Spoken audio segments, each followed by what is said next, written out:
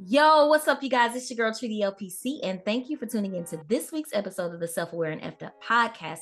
I have a very special guest with me this week. She is here to talk about her journey being a marriage and family therapist, as well as a military counselor, and being able to work with different populations throughout her career. She is going to share a lot about her background and her history and how her journey, her personal journey, has helped her move into the counseling profession. So, without further ado, please welcome to the Self-Aware and Effed Up podcast, Miss Chantha Yim. Hey, Chantha, how are you doing today?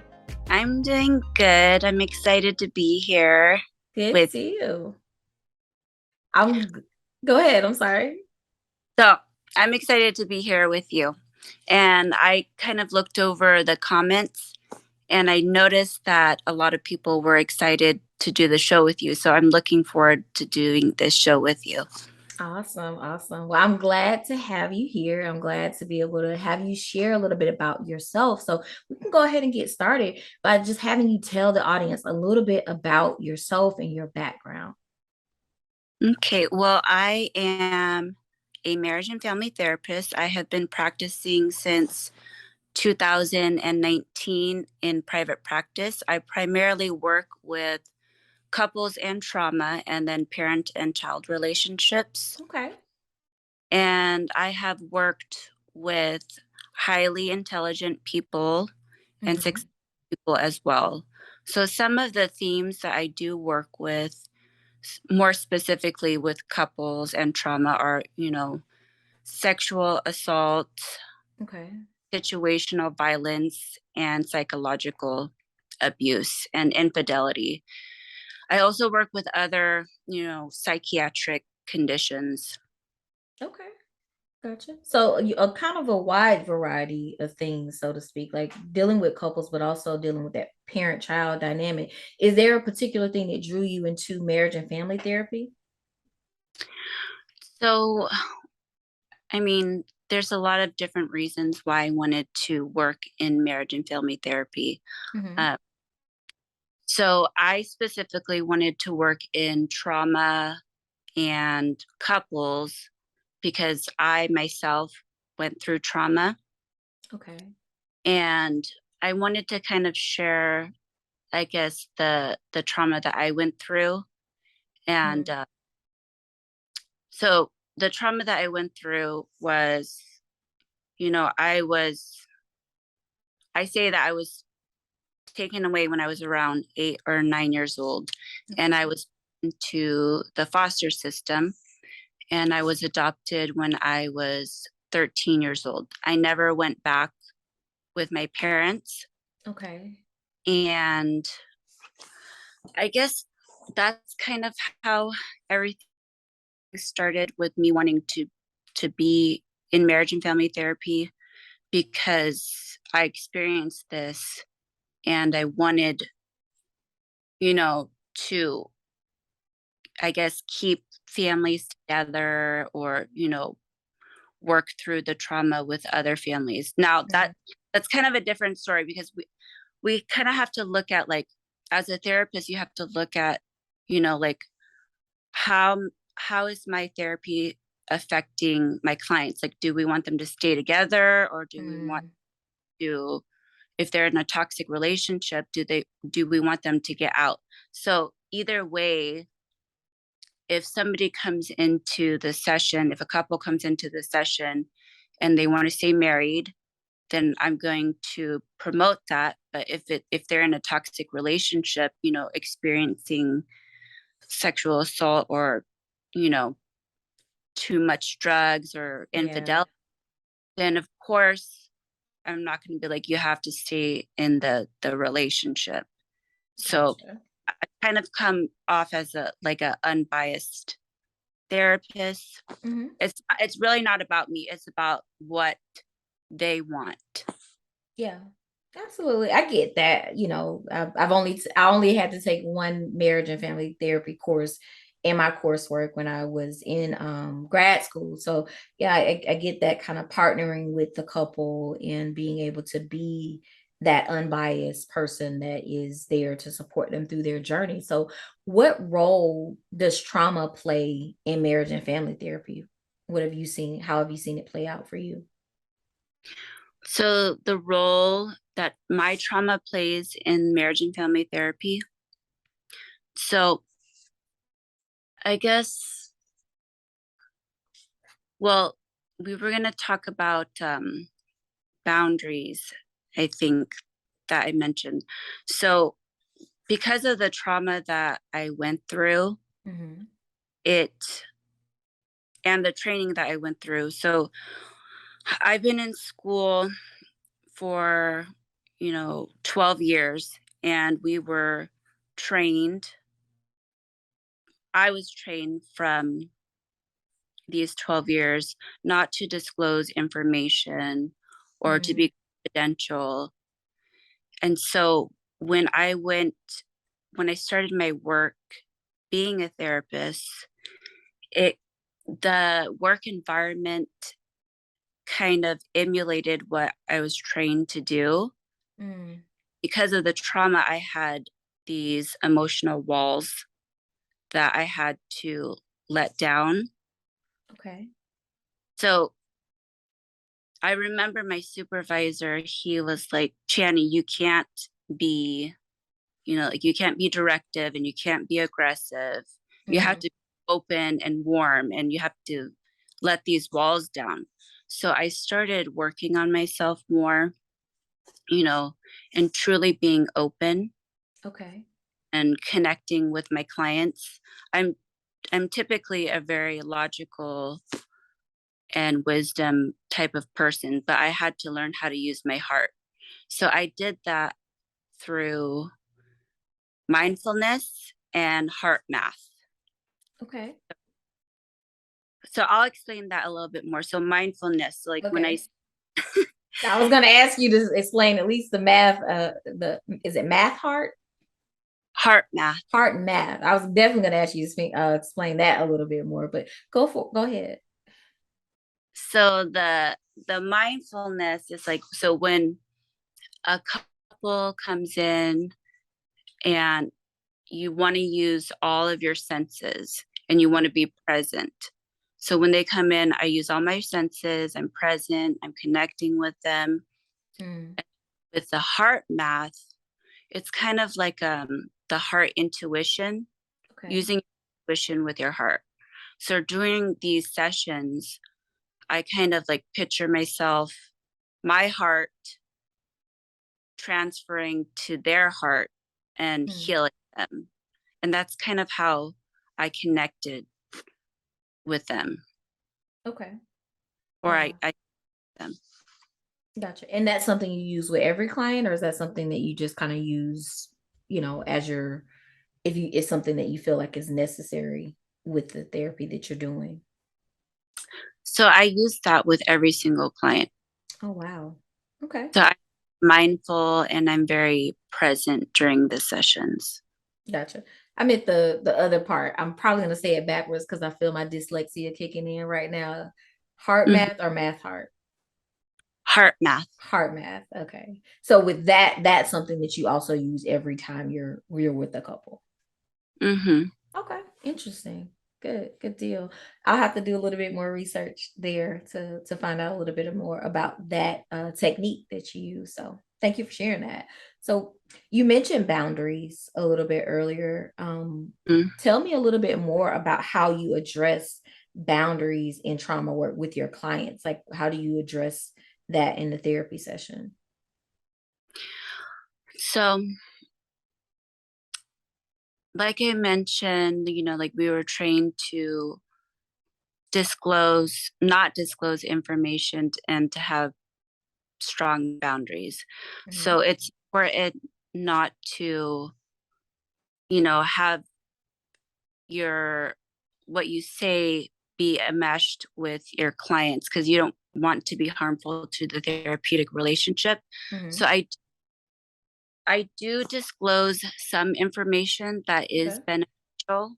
So for instance, if the clients say, like I've been abandoned or rejected, I will say to them, like, I've felt the same things as you.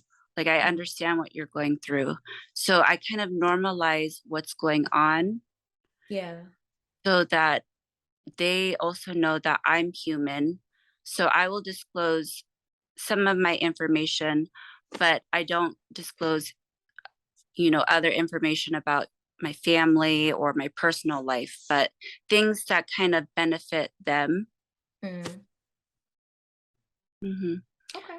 Kind of that's kind of how I use my boundaries. Gotcha. So more of your boundary work is with your personal boundaries, not the boundaries with like the clients in the relationship. Yeah. Okay. Gotcha. All right. So I know when I was preparing for the episode that looking through your bio, there was some information in there around suicidality. Is that something that you have had to address within couples counseling, or is there more work that you've done with suicidality? Yeah. So one of the things that I was going to talk about was kind of how COVID affected, the different families and individuals Mm-hmm. basically around the world.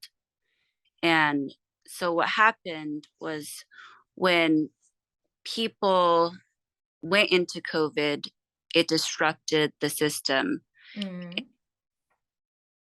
in a very detrimental way. And I saw a lot of, addiction, infidelity, abuse. And as we were coming out, I'm seeing similar things. Mm-hmm.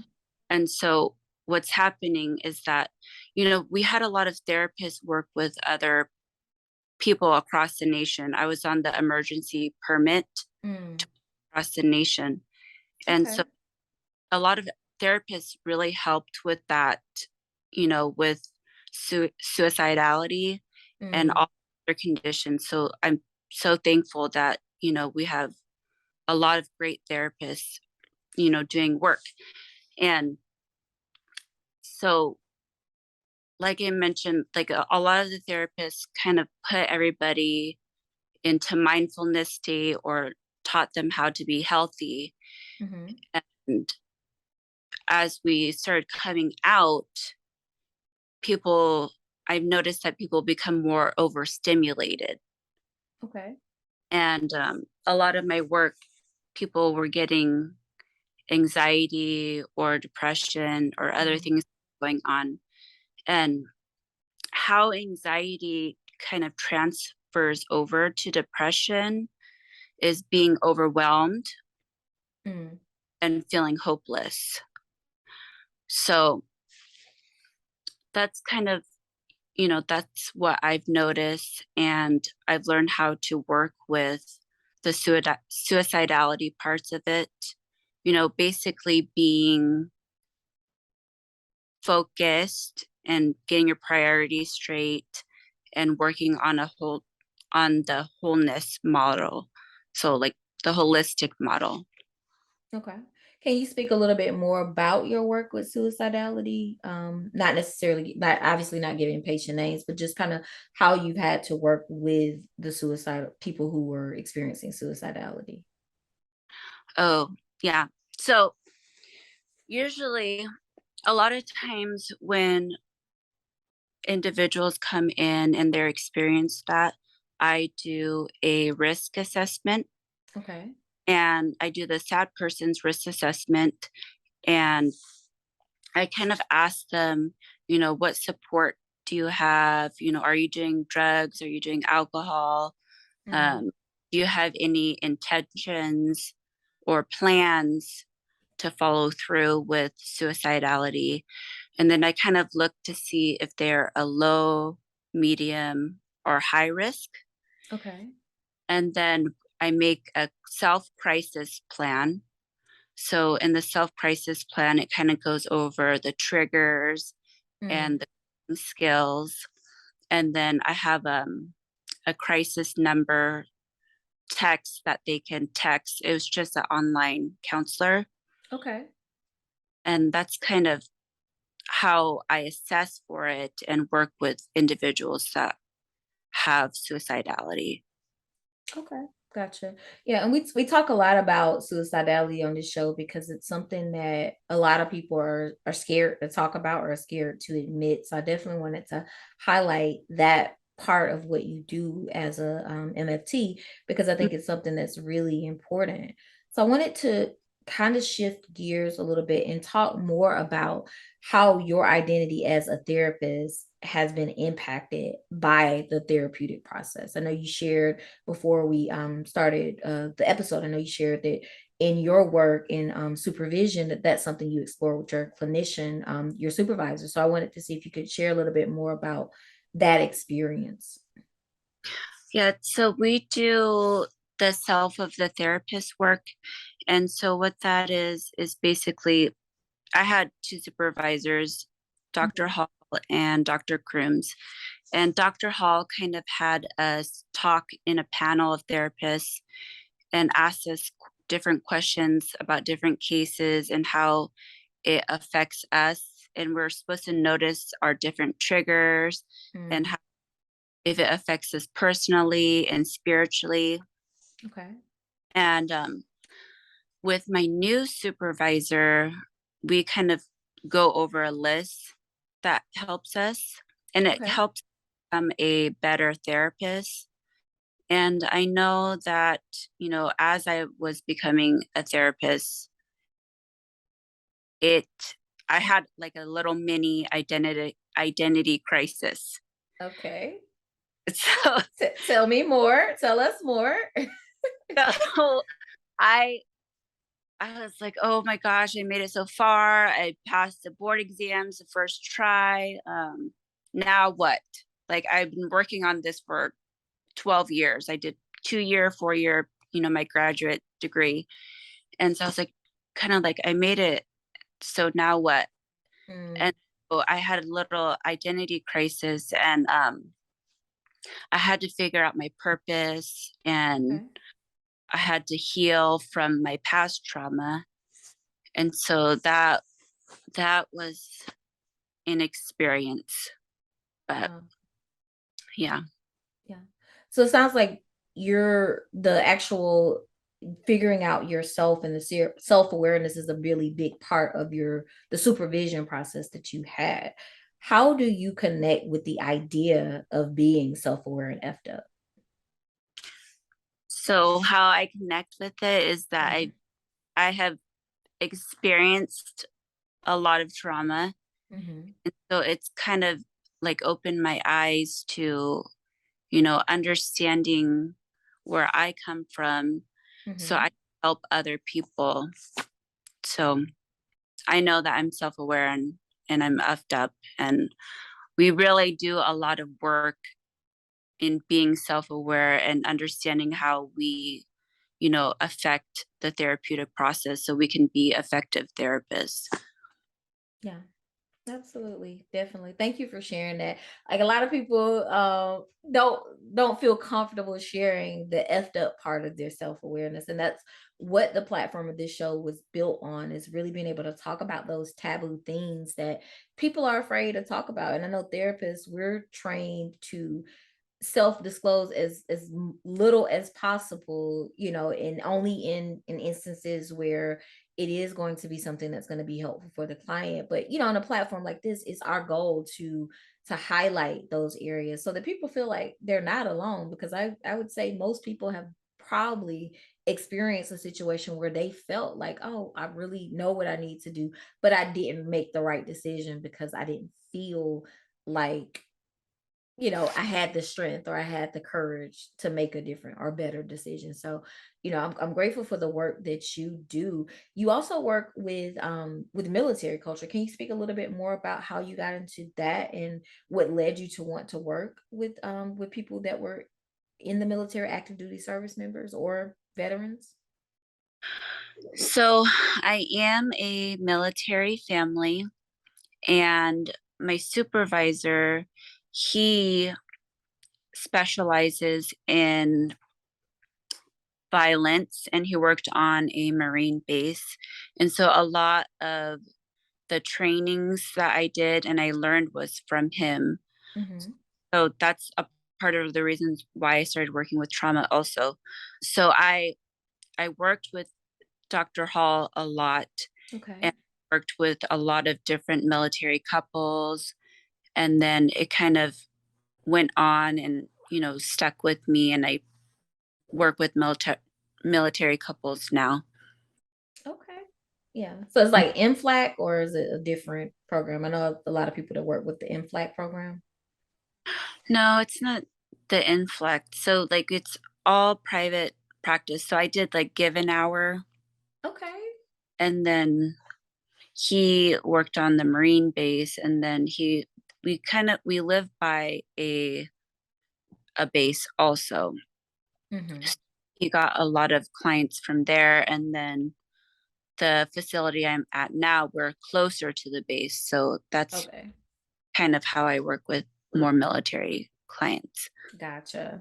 Thank you for clarifying that. And you said something, give an hour. It's so crazy. I've never met a therapist that works with give an hour. It's something that we give out as a resource.